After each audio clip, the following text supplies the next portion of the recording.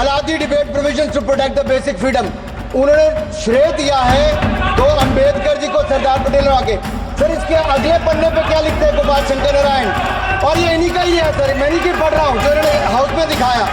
इसमें लिखा है were it not for the strength of the document, Indira Gandhi would have been compelled to end the darkest episode in independent India by ending the emergency। यानी कि संविधान की ताकत थी जिन्होंने इंदिरा गांधी जी की इमरजेंसी को खत्म किया था, वो एक संविधान की ताकत थी। और ये आपके इसके अंदर लिखा है, राहुल जी जो आप लेकर घूमते हो, कभी खोल के पढ़ो तो सही, कभी पढ़ा भी नहीं आपने। और इसमें आगे लिखा है सर, आप चेयर को और बोलो, ये अधिकार दिया है, चेयर को बोलो, धन्यवाद माननीय सदस्य चेयर को। अध्यक्ष जी, ये जो राहुल जी कॉपी लेकर घूमते, इसी पे लिखा है कि इंदिरा गांधी जी की यातनाएं और इमरजेंसी को खत्म किया तो बाबा साहब अम्बेडकर के संविधान ने गरीब से गरीब व्यक्ति को उसका काम दिया।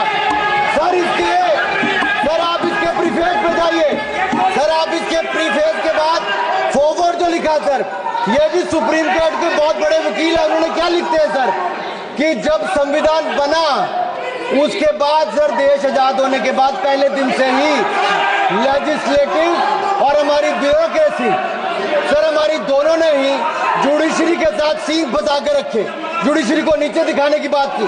सर ये मैं नहीं कह रहा, ये वही किताब कह रही है जो राहुल गांधी हाथ में लेकर घूम रहे हैं। सर मैं पढ़ के सुनाता हूँ, from the earliest years itself the legislative wing and the executive wing of the state on the one hand confronted the judicial wing on the other with the accusation that they had vastly approached upon the powers not given to them but given to the executive. The then law minister on 28 October 1976 issued a strident warning to the judges of the Supreme Court, and I quote, sir मैं quote कर रहा हूँ, an atmosphere of the confrontation was thought to be created by those whose duty it was to see that they did not encroach upon the field which did not legitimately belong to them.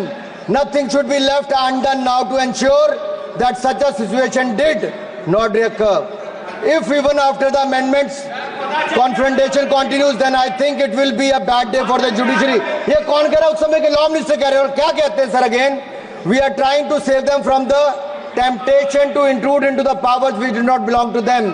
What we are doing today is not to save the people from the judges. ये कह रहे हैं, we are trying not to save the people from the judges, but really enabling the judges to save them from themselves. This was said during the emergency which hit the nation like tsunami and brought about the realization the constitution could not be subverted.